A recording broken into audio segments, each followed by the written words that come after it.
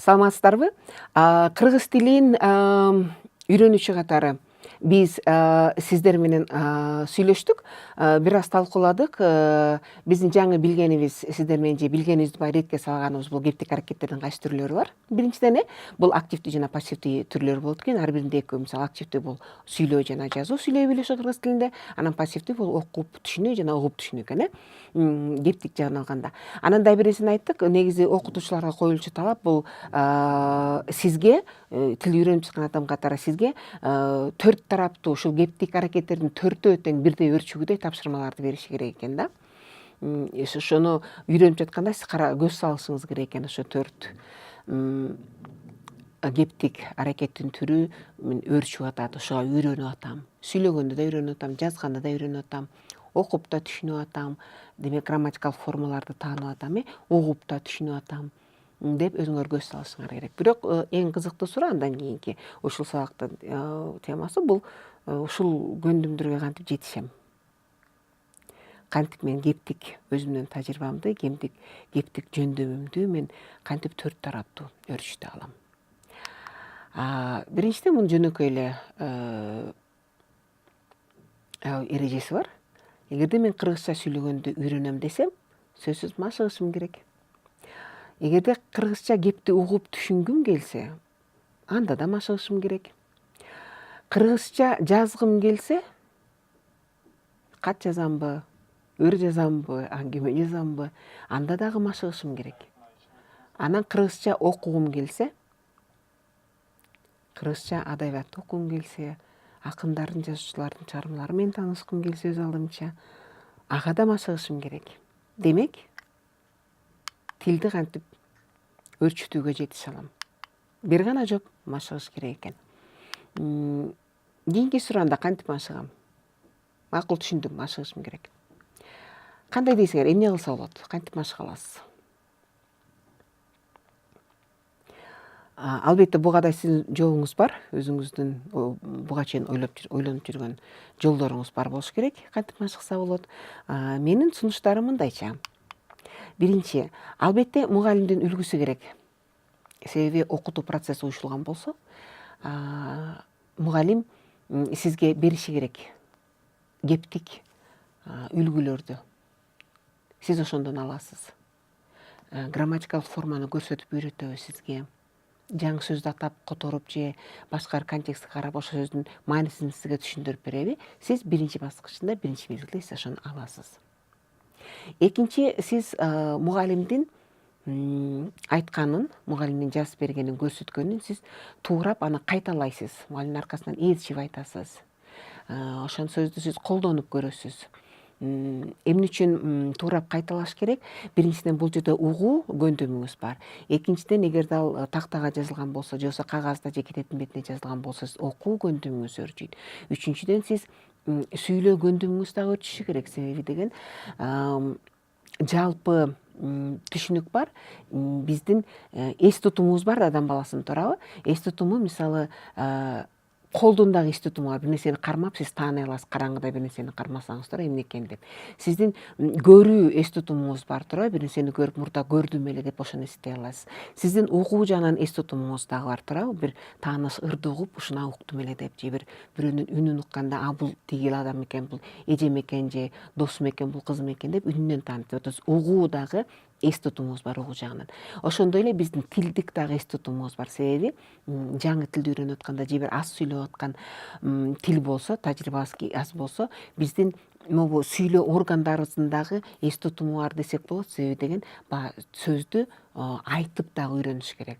Ошон үчүн бул экинчи баскычта эле баардык жана кептик төрт аракеттердин төрт түрү ушул жерде жанданат, ушул жерде өрчүй баштайт. Ошондуктан силер мугалимдин айткан сөзүн кайталап, грамматикалык формасын кайталап, жаңы сөздү кайталоо менен дагы сиз ушунакы сүйлөө көндүмүңүздү өрчүтө баштадыңыз десек болот.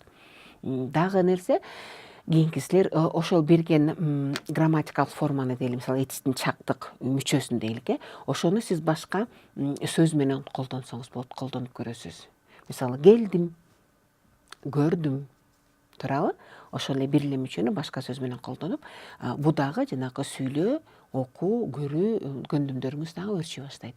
же болбосо эгерде лексикалык максатта сабак болсо, мисалы бир жаңы бир сөздү берсе, ошол сөздү мугалим берген үлгүдөгү, сүйлөмдөгү контекст эмес, башка контекстте да кайсы убакта колдонуп көрсөт, ошону да колдонуу аркылуу сиз алган билимиңизди, мугалимдин бергенин анан өзүңүз кайталаганда сиз бышыктай аласыз.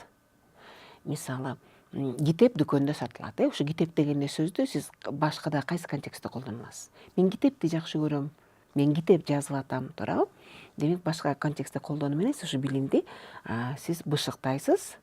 Жана жазып да көрсөңүз болот бул жазуу кептик аракетиңиз, айтып да көрсөңүз болот. Сүйлөө кептик аракетиңиз, окуйсуз. Ошондой эле мугалимдин айтканын дагы угасыз. Бул жерде жанакы мен айткан тилди үйрөнүүдөгү экинчи принцип бул деген жанакы турмуштук кепти да колдонуу жана кептин 4 түрүн өөрчүтө билүү бирдей дегенди билдирет. Андан кийинки баскычыңыз чыныгы бир кептик жагдайларда колдонуп көрсөңүз болот. Мисалы, эгерде кыргыз тил сабагын алсак, мисалы менин мисалымдан, мен студенттерге мындай тапшырма бере алам. Сиз ошол аркылуу ушу кептик көндүмдөрүңүздү өөрчүтө аласыз. Мисалы, мен бир шартты түзүп бере алам. Мисалы, сиз дүкөнгө бардыңыз дейли, китеп дүкөнүнө бардыңыз дейли. Кантип сурайсыз китепти? Айтып бериңиз, суроо түзүңүз деп. Туурабы? Же болбосо, сиз азыр бир кыргыз тилинче китепти алып окуп, бир теманы өтүп, бир жаңы бир лексиканы үйрөнүп, же жаңы бир форманы үйрөнүп, грамматикалык этиштин чактык формасын же башканы үйрөнүп, ошону мисалы эшикке чыкканда бир жерден колдонсоңуз болот ошону.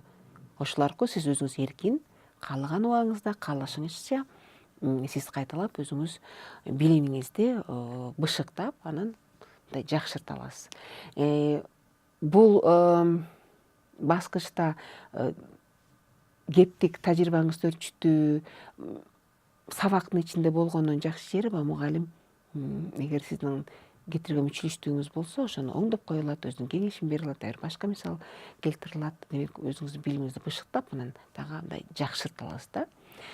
Ушул иш бул тилди үйрөнүп, анан тилди машыктыруунун ушундай жолдору бар. Негизи иреттүү түрдө, эгерде уюштурулган окутуу процесс түрүндө болсо, ушул иш аракеттер тилиңизди машыктырганга жардам берет.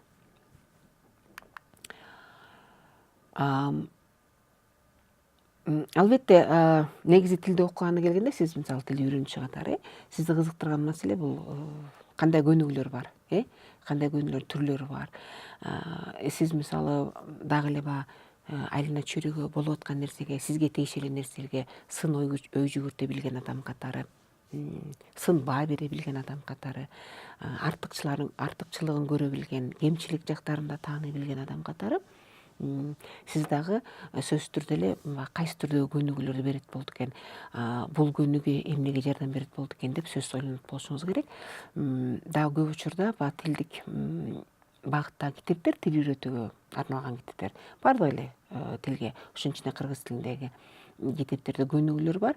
Ал эми жөн эле ойлонбой эле баягы ушуну берип койду, ушуну аткарыш керек деген адамдарга кээ бир учурда баардык эле көнүгүүлөр окшоштой сезилип кетиши мүмкүн, туура, тажатмадай көрүнүшү мүмкүн. Бирок ал көнүгүүлөрдү айырмаланат. Биринчиден бул тилдик көнүгүүлөр бар. Экинчи түрлөр бул шарттуу кептик көнүгүү деп аталат. Бул баарлаш үчүн көнүгүүлөр, туура. Анан таза кептик көнүгүүлөр деген бар. Бул дагы жанакы башында айтып аткан биздин тилдик 4 аракеттин баардыгын тең бирдей өөрчүткөнгө да жардам берет ушул көнүгүүлөр. Кандай дейсиңер, бул тилдик көнүгүүлөрдүн өзгөчөлүгү эмнеде? Таза эле тилдик көнүгүү. Байкасаңар, бул жерде кептик көнүгүү деп аталбайт, туура, тилдик көнүгүүлөр. Сүйлөө көндүмдөрүн машыктырат деп айтпайлыбыз, бул тилдик гана көнүгүүлөр. Бул баштапкы мезгилде колдонула турган көнүгүү, аткара турган көнүгүү, сиз муну өз алдыңызда да кылсаңыз болот. Бирок тилдик көнүгүүлөрдүн өзгөчөлүгү, ал көнүгүүнү сиз аткаргандан кийин өз алдыңызча окуу процессинен тышкары сиз мындай башка бирөө менен, адам менен кеп куруу үчүн колдоно албайсыз. Бул болгону бир кайсы бир тема боюнча, грамматикалык тема болобу, лексикалык тема болобу, мындай бир сиздин билимиңизди бекемдөөгө жардам берет. Көндүмдөрүңүздү бекемдөөгө, бышыктоого жардам берет. Жана ушул тилдик гана, таза тилдик гана көнүгүүлөрдү мыкты аткарган бала кыргыз тилинде сүйлөп кетет деп айта албайбыз. Кыргыз тилин толук билет, кептик жанакы 4 аракеттерди аткара алат. Сүйлөшө алат, суроо бере алат. Биринчиси, экинчиси, ушул тилде жаза алат. Ушул тилде окуп түшүнө алат. Ушул тилде угуп түшүнө алат деп айта албайбыз. Себеби деген тилдик көнүгүүлөр бул бир тилди үйрөнүүдөгү бир кичинекей эле бир маселени чечкенге багытталган болот. Мисалы бүгүн биз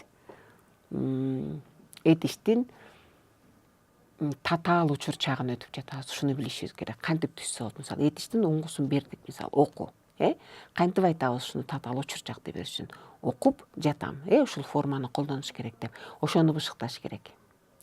Муну аябай жакшы өздөштүрүп алсаңыз, бирок андан ары кептик, шарттуу кептик, жосо кептик көнүгүүнү аткарбаган болсоңуз, анда сизди тилди билет деп айтыш кыйын болот да.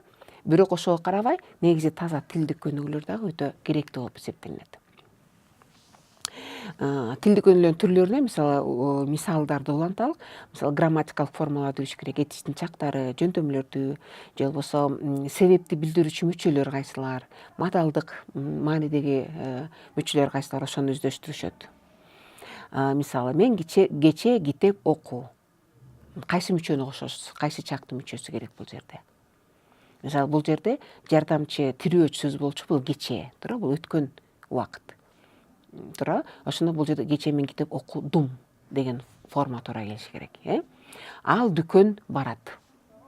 Кайсы жөндөмөлүк форма туура келет? Бул жерде барат деген сөз талап кылган жөндөмөлүк форма, бул барыш жөндөмө, туура. Ошон үчүн ал дүкөнгө барат деп жазасыздар. Бул тилдик көнүгүүнүн бул түрү, сиз кийинчерээк кептик көнүгүүнү аткарып атканда, бирөө менен сүйлөшүш керек, диалог түзүш керек болгондо, ушуну билгениңиз аябай керек, зарыл нерсе. Экинчи, мисалы, кептик тилдик көнүгүүлөргө, мисалы, сөздүн лексикалык маанисин өздөштүрүү дейлик. Мисалы, кайсы сөз сүйлөмгө туура келет деген көнүгүүнү аткарса болот.